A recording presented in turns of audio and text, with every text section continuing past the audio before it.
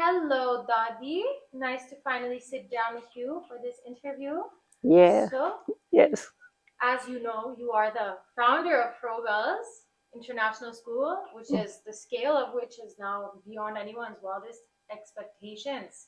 Mm, True. Okay, so let's just dive right into it. mm. Let's start with your master's and your marriage from 67 to 69, roughly. What was going on? I know that you and Dada were quite into each other, but your father said something to you about your master's. Yes, I was. This was 1965 wartime, and Asad had gone to the front. And before leaving, um, he wanted to take a keepsake. He proposed, and I said, "Look, I don't know anything about this, so you have to wait. So let's see what happens." He says, I want that coin. I had a bracelet which, on graduation, I got it from the college. It had 19, it was a 10 paisa coin, and it had 1965, the graduation year on it. He says, "Give that to me." I said, "What will you do with it?" He says, "No, just give it." So I gave it to him, and then that was the goodbye. So he left for war, and it was quite a worrisome time at that, when, at war and blah, blah. But the war lasted about 17 days. So we were living in, my father had retired, and we had moved to rented house in Gulberg too. And upstairs were the some army family, and every day I would get, he was in the signals, so I would go to the lady there upstairs and ask, "Have you any news of the front?" And she would tell me, "Yes, the war is going on fine, everything is fine, nothing else." I said, "You He happened to know Asad's regiment, so I would ask him, "Is everything okay there?" And he would say, "Yeah, everything fine, don't worry." So that's how the whole month went by. And then came November, and the war finished, and actually Assad was wounded and taken to the hospital. And suddenly, I would say, he would write regularly, and I would also write. His letters would come in on scraps of paper with scribbled whatever, a few words. And suddenly, I said, "Why?" I get a letter, a nice envelope, blue writing paper. It comes in, I open it, and I'm surprised that before I was getting scraps, and here I've got this nice pad with neat pad. Anyway, that's the end of the war. So he came home, and suddenly, one late evening in December, in November, I hear this tuck tuck sound of his shoes on the road outside, nearing, and I would say this is very familiar. Sounded like Asad's shoes, because he wore these army boots all the time, and when he would walk on the road, there would be this knock knock noise. So tuck tuck noise actually, and it it kept coming nearer and nearer. And I was sitting in the veranda reading a book as usual, and it was dusky time in the evening. The footsteps come enter a house, and I look back, and there he was standing in front of me, and that was a good surprise.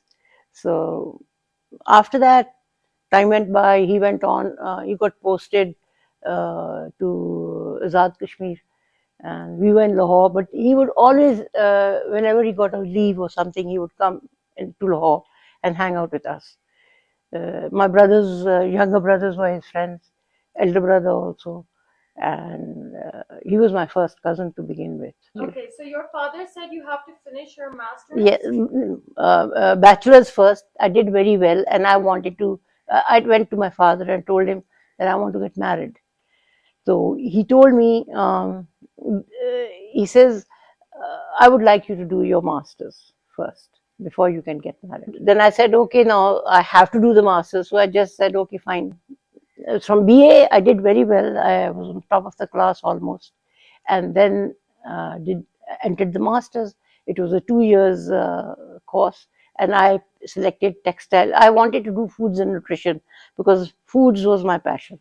But my teacher got transferred, Mrs. Margaret Gorey. She was a British woman, so she left for UK. So then the next best teacher was the textile designing teacher.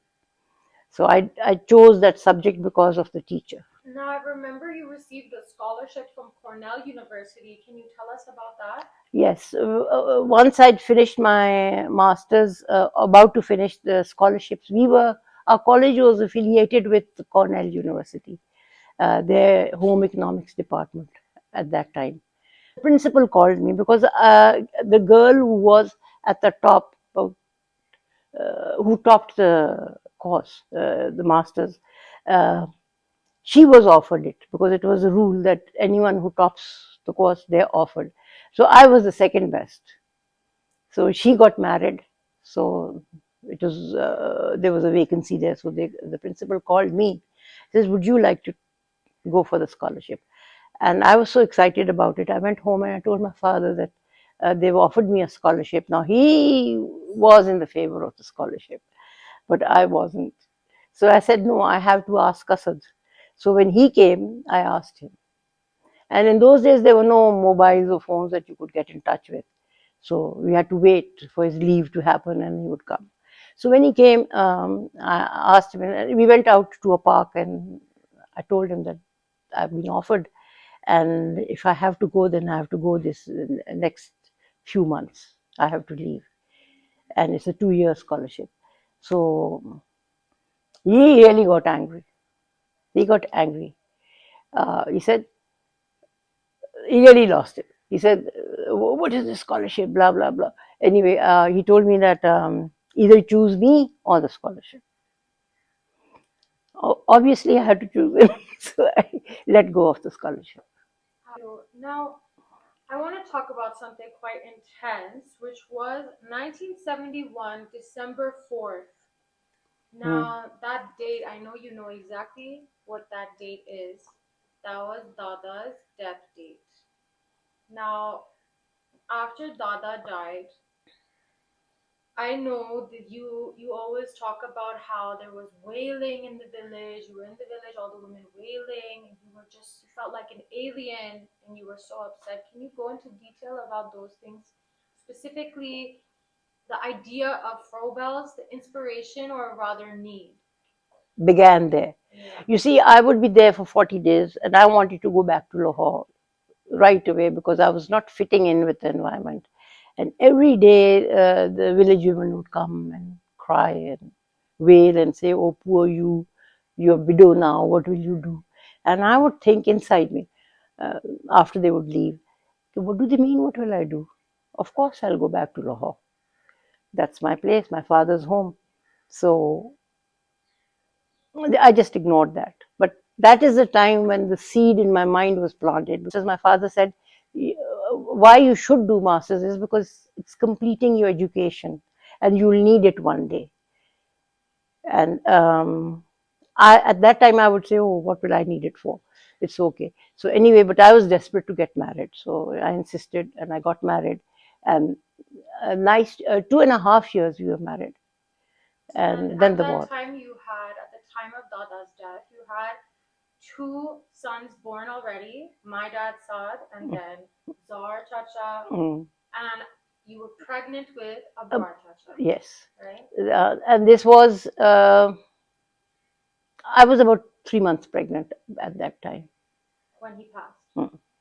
Oh, okay. That must have been really difficult. Mm. And 3 or 2 months, I think. I so don't know. after the 40 days had passed, did your father come as he promised to Yes, take you to he had to come because of the 40th that the family celebrates. So the 40th day he was there for the dua, and as soon as he came, I went to see him, and I told him I want to go back with you, and he says, "Well, let this dua finish, we'll go." And I no, I'll send my brother, your brother, to pick you up. Dada's last words about how you would have to? Take care of the kids. Yes, he came to see. Suddenly he got the call. In army, you don't wait for anything.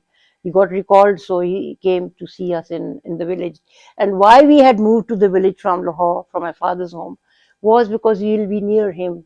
He was posted at Chirat headquarters, SSG headquarters. Yes. So while just before leaving, he came to visit us in the village, and to say goodbye mostly. And he So, said he will. Can you repeat what he said to you? huh. That you will have to be both of Yes, I said, "Where are you going?" He says, "I don't know where am I going, but for now, you'll have to take care of the children, and you be the father and the mother to them.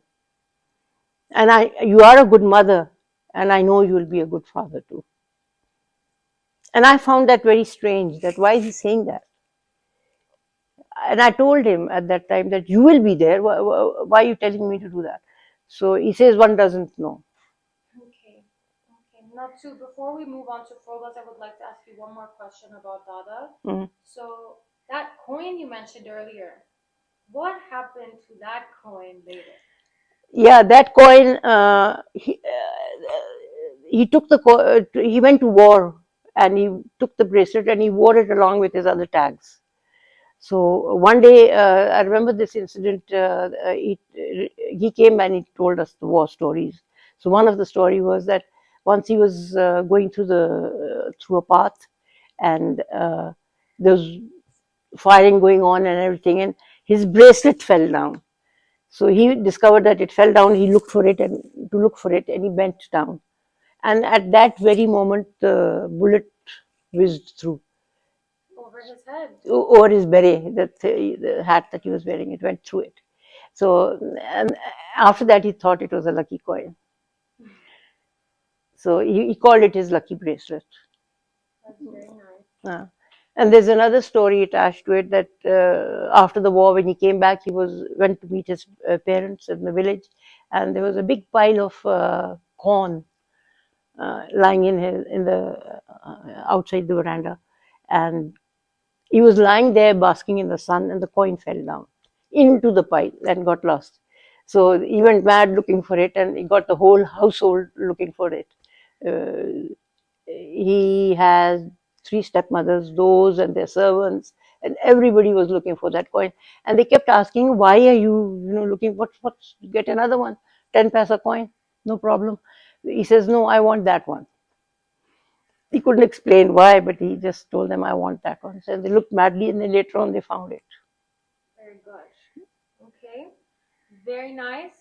Now, I'd like to move on to in between. There was this transition we're going to do. The transition we will skip over is 1972 to 1973. There was this period of not knowing and the birth of a Brajata. But in 1973, you experienced another great tragedy of your father passing away. Yeah. You were left with another dilemma. Mm. And that was the biggest loss I would feel, because I was very close to my father, and he always guided me. And for my guidance, I didn't go to my mother, not close to her that much as I was close to my father. Okay, so 1973 to When 1975, my your father, father before he passed. I was living with him, and I wanted, because I was getting bored at home. So I wanted to do something. I would often think, what will I do? So I had this home economics degree, which was like a multitasking type of a degree: foods and nutrition, cooking, textiles, designing, all these things were all built into it. And the education and child development as well. That was one of the subjects. So I wanted to pick up my foods and nutrition again, and I asked him. I wanted to work for the hospital as a nutritionist. So he says, "But there's no need for you to work." I said, "No, there is. I need to." So, despite him telling me not to go and not to leave the children, I said, "No, there's a maid. She's looking after them, and I just go every day for 2 hours." So every afternoon, I would go to the this United Christian Hospital. It's in Gulberg 3. So I knew about the hospital because my cousin, Dr. Misbah Khan, was also there. So, and we were very close together as cousins. So she introduced me. So I picked up that. I found out that they needed a nutritionist. So I put my application in, and it got accepted. And they wanted me to come and work right away because they had this load. Their nutritionist had gone. So I had to be taking her place. So that's how it started. I did that. Then I also went and joined another doctor. Okay, okay. So let's go to 1975 summer, August. You shifted to Islamabad. And in this period, you were taking chances, making decisions, and you were even asking your family members to persuade you to really take that leap in starting Froebel's. So let's go No, into it. the question used to be the big question: what will you do? And I did not know what to do. So I had already in my mind there was this designing part. I had gone to Lahore, made a trip to Lahore. I had my own car, so I drove to Lahore. I went to a place boutique. There was this boutique in Gulberg. I went and bought a whole lot of jeans and these jackets over there. And I took out my blocks. I still had them and the paints and everything, and I block printed some of them. And I thought I'd side by side, I'd start that. His husband, Dr. Zafar Niazi, he guided me. She used to like, often I would go, they lived in Islamabad, so I would visit them. And he's the one who helped me get the house for the first school, kindergarten. So he asked me, what do you want to do? I said, I think I have two options, to start a boutique or a school. So he says, why don't you start both? So I said, then I need a house, a residence to live here. He says, I know someone. In his office, somebody worked there, and her sister owned this house. Her relative owned the house. So it was Mrs. Samira Raja's who house. She lived in that house, so he knew about it. It was a two-storied house, enough rooms, nice big playroom, whatever. I told him I'll take it, and that's when the decision was made to take the school over. And then he gave me the address of the owner. We found out who the owner was, and a very nice man, lived in Pindi. His name was Ikram Saab. Now I've forgotten what he was actually, but he was a government official. So I told my brothers, and my one brother, middle brother, he would name. He and I together sat in a cab and went there. And I asked him, how much, what is your rent? So he says it was actually 1,500 at that time a month, but he doubled it and said 3,000. Now I had a certain portion of my children's money given by the army. It was just 90,000, I think. And my father had, when I got the money, my father had advised me that this has to be spent on your children for their betterment, for make an investment which you'll have to pay them back. It's not yours. Consider that. Yours is just the pension that you got, which at that time was just 1,500 rupees a month. This was before September. Of course. Uh-huh. And that is the time when my cousin Shaukatapa and her daughters were young. So we all got together and thought of a name. Now I had to study. I had several books. I went and got those from the library and read about which systems to, what to name. And comes to mind, there were several schools at that, Maria's Montessori. I didn't like it because there were so many of them. Then I studied about these different educationists, and I got stuck to this Friedrich Froebel. He was a German educationist, and he had started a system of school where you taught through play, and that struck me. And I thought, oh, this is good. Let me do this. So, and overnight we sat and we thought of the name, and with free hand I wrote Froebel's, in that script. And to this day, the boys picked up that script later on because I would write Froebel's freehand with a long rod sticking there. So, and the boys then, it's become our logo now. Okay, thank So you. that's our logo. Okay, that's amazing. And so, what happened on September 1st, 1975? That was the opening day for Bells, and I had set it up. July and August I spent running around thinking what to do. decided on the carpet, green carpet, red carpet, and then I had studied a lot and read. In those days, there was no internet, there was no Google or anything, so we just had depended on the books. So I had a book on education, and there it described the classrooms and this kindergarten classrooms, and it's basically a romper room, playroom, where you have all the music going on, and books and puzzles and Lego and all these kind of things. So I spent those 2 months buying all that stuff. On September 1st, Froebel's kindergarten was opened, and we made at night before, made a big signboard with admissions open, and I wrote Froebel's kindergarten myself on it, and we painted it up and we hung it. Very nice. Okay, now in 1977, we're gonna jump 2 years in the future. You met Mr. Zamir, another Dada of Mhm. mine. So, can you tell us a bit about him? Well, in 77, I met Zamir through a friend, Eve Shah. She was married to his cousin, who was in the Air Force. And Eve Shah became a friend of mine because she lived 2 streets away from us. And she was an art teacher at the ISI at that time, and very friendly French woman, and I got along very well with her. She had a house in E7, house 230, E7, Street 13. She's the one who helped me a bit in setting up the school, and we setting up the classrooms and everything. So we did that, and now you're asking about 77? Yeah, Yeah, so I met Zamir at her house. So I was visiting Eve, and he was there because his cousin was married to Eve, and that's how I met him for the first time. And he got interested, and he everybody was helping, trying to help me out with my school.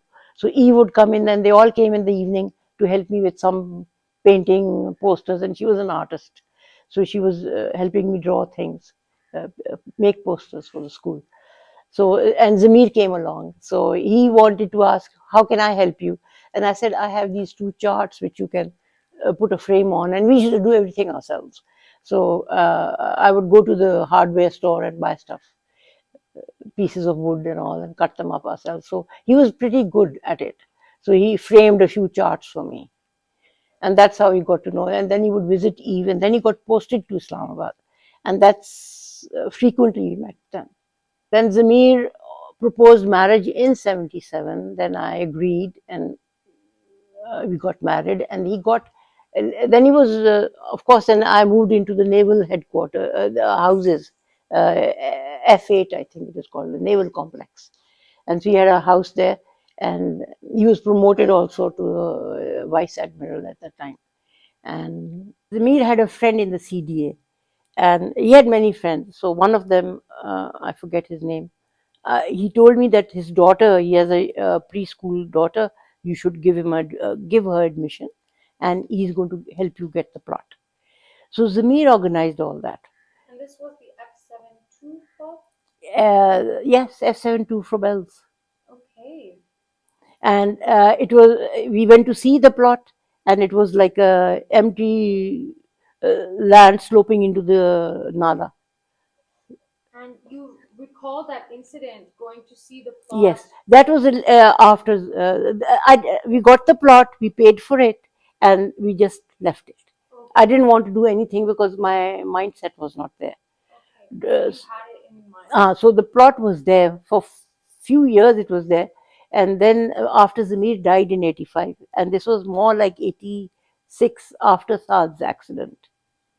That one day I went into a depression basically after he passed away.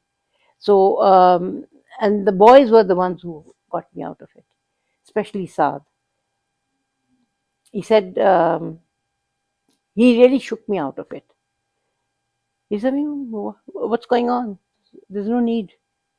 It's gone. It's gone. And he was very casual about it. And then he said, "Tell me about the school. What do you want to do?" And I said, I had a serious talk with him. I said, "Saad, are you? Should I sell the plot and the whole idea of Froebel's, and you guys invested into they were so young, you invest into some business, or if you promise me, because you are my children who are going to carry forward for me, and if you promise, then I will start working back in Froebel's." And he said that, "I will be with you. I will help you." That's really So he said, I will be by your side. okay. Huh. So, So that's when I decided, okay, now time to build. and that was 2 years after Zamir passed. Yeah. It took you 2 years to get out of the depression, and Ah. in that time, Mm. Saad's accident and your mother passed as well in Mm. 1986. Yes, my mother passed April 86, and Saad's accident was in February, around near his birthday. We forgot his birthday that year. A point after the Saad's accident, he got an autoimmune disease which we never knew about, and it was undiagnosed. He was 14 years old by that time. The doctors could not diagnose. I took him to several doctors, and they said that we don't know what's wrong, but they would give him these medicines. Finally, Freddie Masi was my cousin, who was very close to me. She told me that you have the means. Why are you wasting your time here and with these doctors? Take him to England. And that's when we got our passports made, and passports were there, got the visas, and Saad and I settled, my called my brother, elder brother, Chimiyada, and he and his wife came to take care of the boys, the other two boys, Abrar and Zurar. Then I went back to Dr. Niazi, because Dr. Niazi was always very helpful. So he had some doctor friends in England. He got in touch with someone. He was the one who spoke to someone and got us an apartment in Edgware Road, on Edgware Road. So he made helped me with the arrangements. Then when we were back home, decided that the business in Saad had said that yes, they would like to do work with me. I said we have to move on, because our school was getting very crowded. We had 4 rented houses, and the school was spreading. And the vice principal, Frida Talat, at that time, she said that we need another house. The school is bursting at the seams at that time, and more students were coming in, because Froebel's was getting very popular at that time, because they were this feeling that the owner and the principal, vice principals, they were hands-on people. They would directly meet all the parents and the students, and it was like my office would be like a walk-in, open door policy. And that was your 30th year already, your Hmm. third decade of Froebel's. Yes, because we became very successful in those row houses. We kept renting more houses, and the students kept coming in, so we kept expanding. Now, what about F72? You got a 33-year lease. That was in 1989. Yes, for the plot. It was a 33-year lease. Then, of course, I had a teacher there, Mrs. Samira Raja, her husband Khalid Raja. He worked for the CDA. He was a CDA architect. And we all sat together, put our heads together, and had to. And I was told that I need an architect, and best is to get one from CDA. Since the teacher, the English literature teacher, Samira Raja, she became a good friend too, and she suggested her husband is there. So I said, okay, let's talk to him.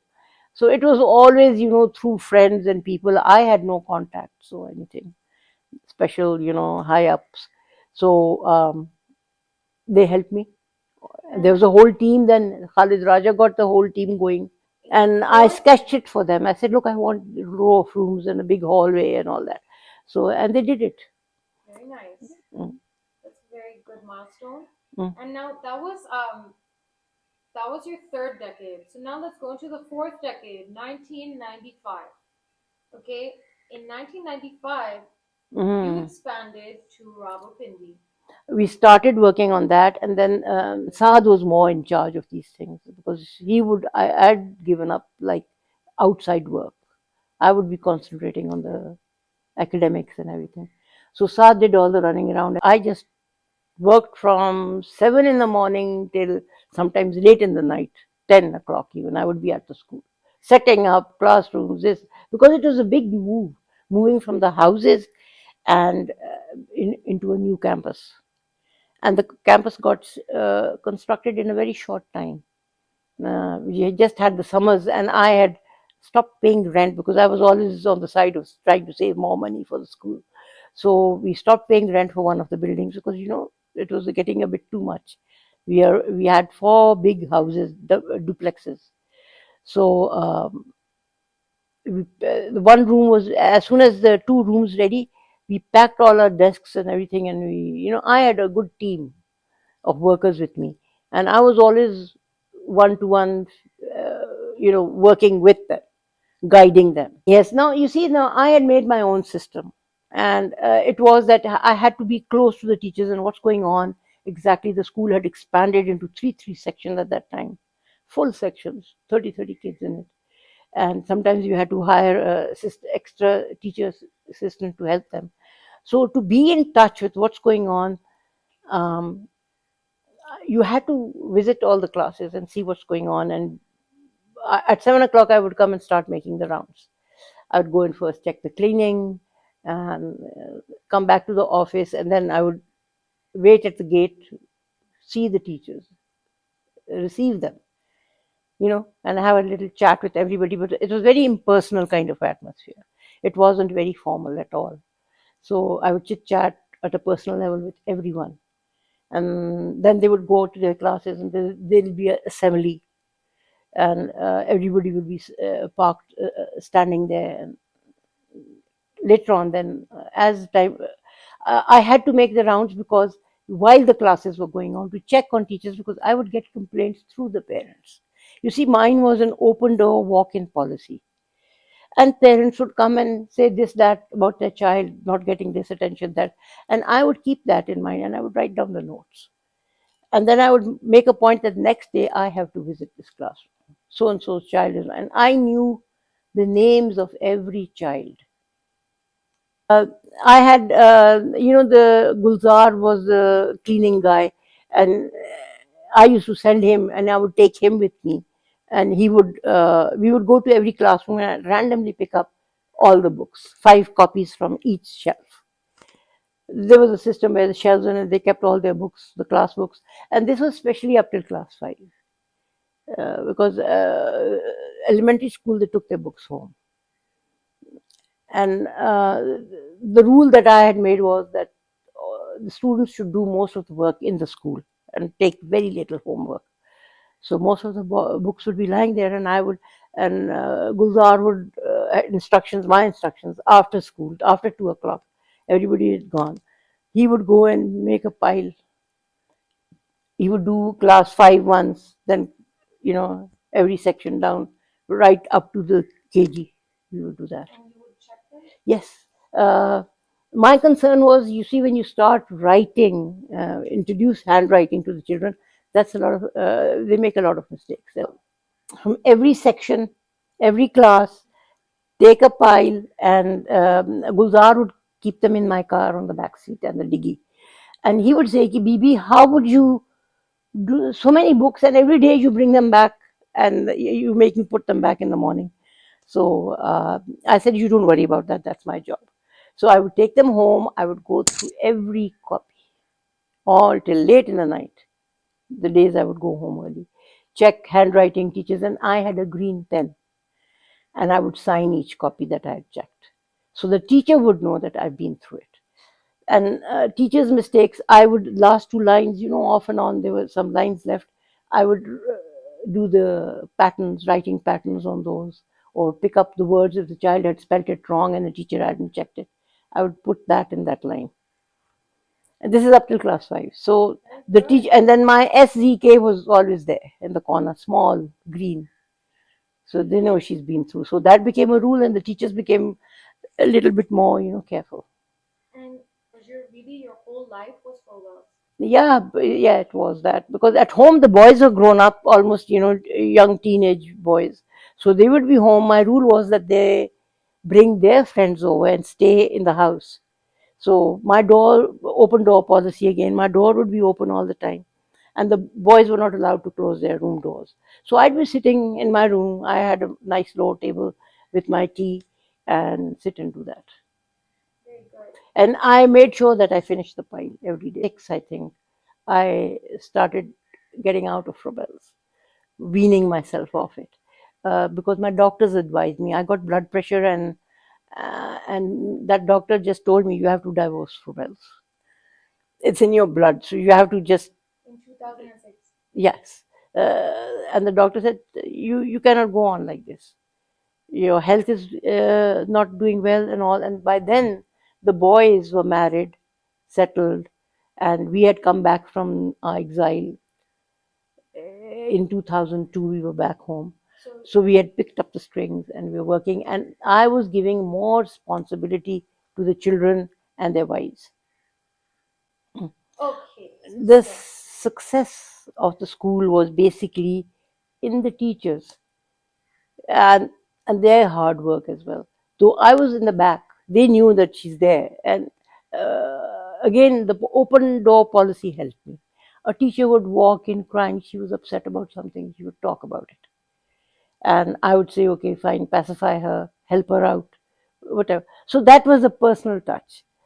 Same went for the students, especially when we reached A levels and all. We started back in the those houses, the A levels. So the students were very free. They would walk in anytime. If they had a personal problem, they would even come and talk about that, about their dad, about their mom. And I would say, no, it's all right. You go home, you do this, you listen to them, because that's how our families are made. Parents are very important, and you have to listen to them, and they must have a reason for you. And then I would say, okay, the main thing is that this one boy would be very upset and he would come and say that my dad, this, that, and the other. I said, no, you have to, because he wants you to be successful in life. So he wants you to finish your education and make you top of the class. He says, I cannot manage. I said, never mind, do your best. So, like at that personal level, one to one, I could talk to them, the girls and the boys. very good. So now I'm going to specifically go into the growth and legacy of Froebel's.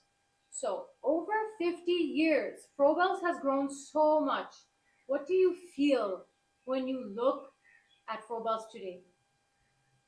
I think it's amazing. Yes, the kindergarten was my favorite milestone, and that's where I started. 75 onwards, it went on. Great. I was very much at home when I was part of that, the kindergarten, because I was the one who designed it.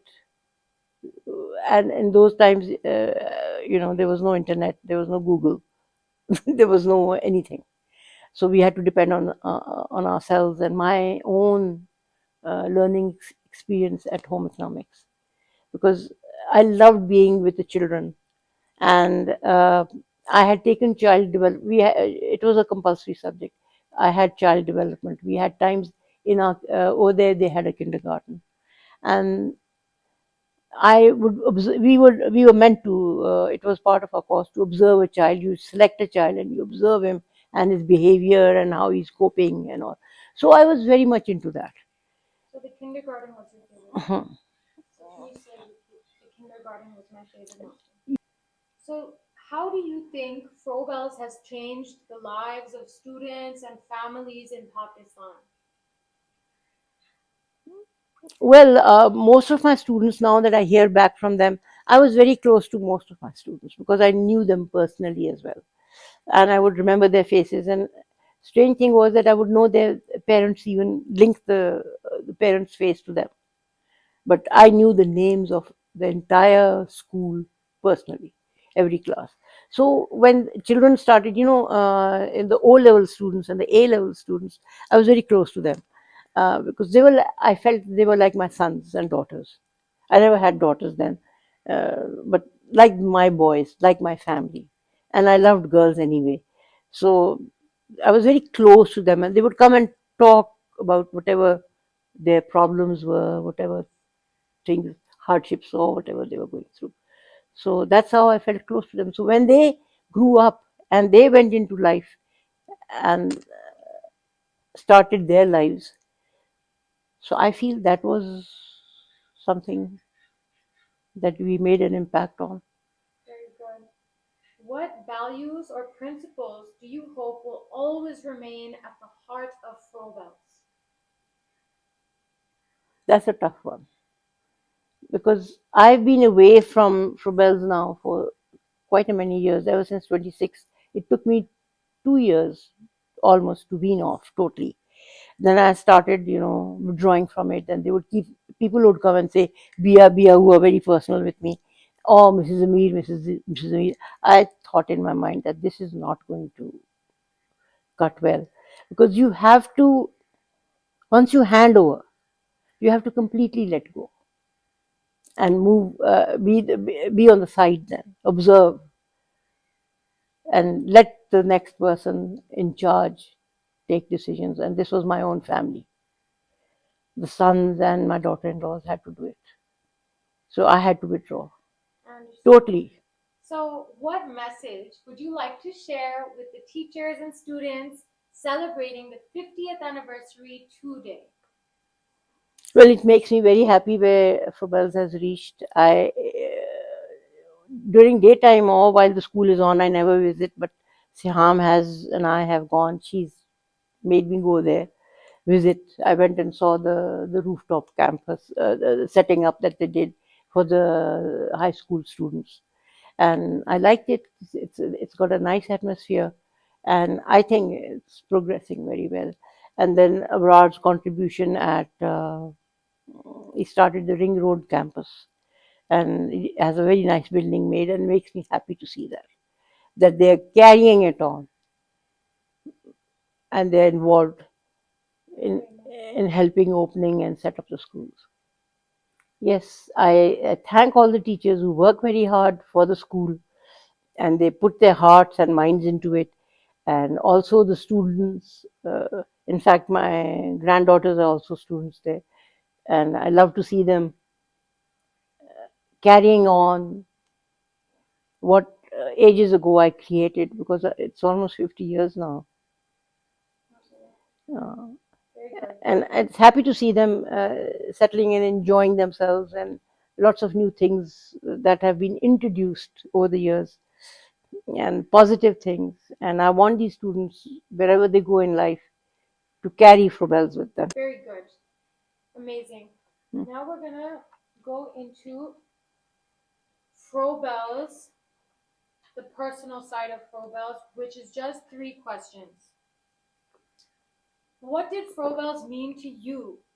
But not just as a school, but as a part of your own healing and growth. It helped me get out of that depression that I was in when I lost Asad, the children's father. Was Froebel's like another child to you? Yes, it was. It was just like bringing up a baby all over, and going through the weaning and going through the traumas of the young adulthood that the children go through, the teenagers. And it's, I don't know how to say it, but I think it's like my baby has grown. The baby's 50. Middle-aged man. Very nice. And which moments at Froebel's made you happiest as the founder? Oh, there were many. Um, I remember the first thing when our students put up a show, and especially I was really into the dramatic society and what they did, and the literature teachers. Every year we would make an effort to put up a play by the seniors, O and A level students, and I would be spending the whole evening sitting, because the girls would be in the play, and I felt it was my responsibility. So till the last girl left, I was there at the auditorium outside, waiting on the steps, seeing them off. Boys was not much of a problem because boys can take care of themselves, but the girls I was responsible for. That's Now I have one question for legacy and values, and then we'll move on to your reflections. So, what makes you proudest, not of the school, but of yourself? Well, now I think I did the right thing, started the school, because I could have started the boutique even, and if it could have made a success even, because if I worked hard at it. But the school progressed slowly and into something so big that I even can't imagine that it's reached where it is, mashallah, now.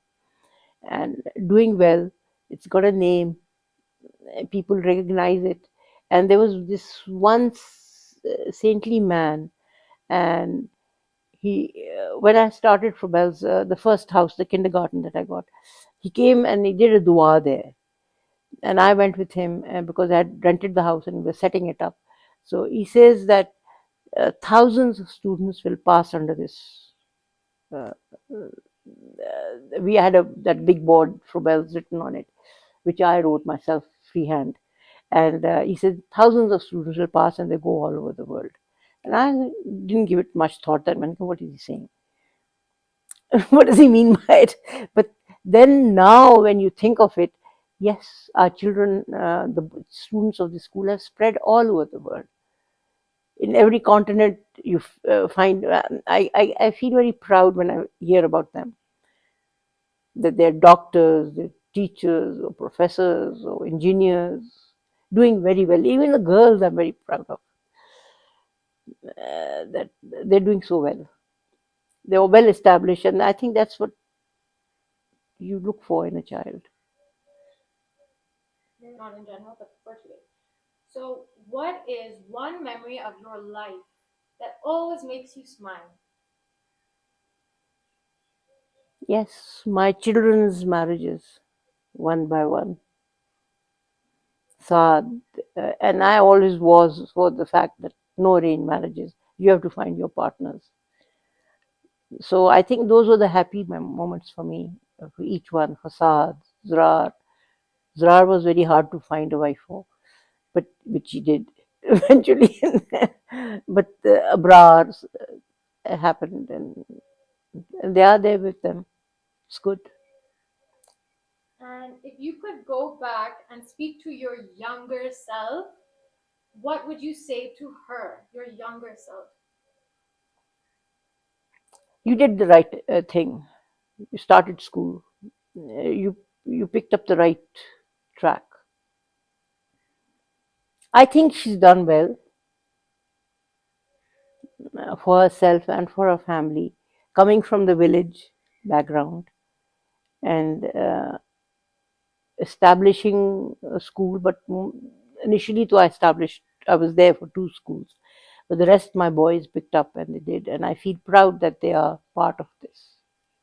The Froebels, and establishing and providing education to thousands of students. And now I have a final question for today.